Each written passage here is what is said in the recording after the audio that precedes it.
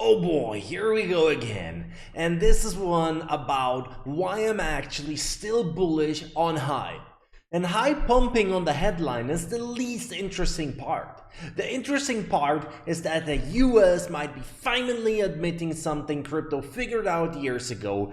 People wanna trade on chain. Not in 5 years, not after another 300-page consultation, right now. And if regulators actually create legal path for platforms like Hyperliquid, that changes the game way beyond just this one token.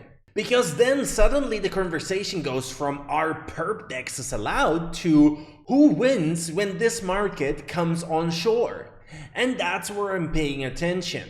I understand that Mike is also working to bring Hyperliquid into the United States in a fully compliant and legal fashion.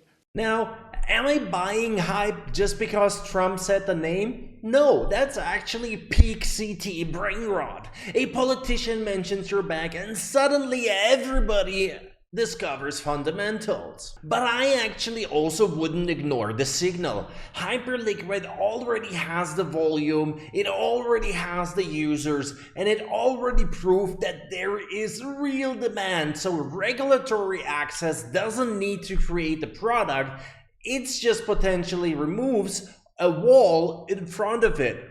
And actually, this is the point where I disagree with both sides. The bears say it's just another crypto exchange token, and the gigabulls say Trump mentioned it, send hype to the moon right now.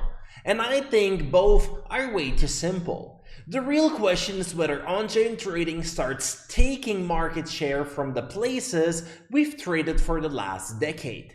Perps today, stocks tomorrow, tokenized assets, 24/7 markets. Maybe Hyperliquid wins a huge chunk of that, maybe someone else does.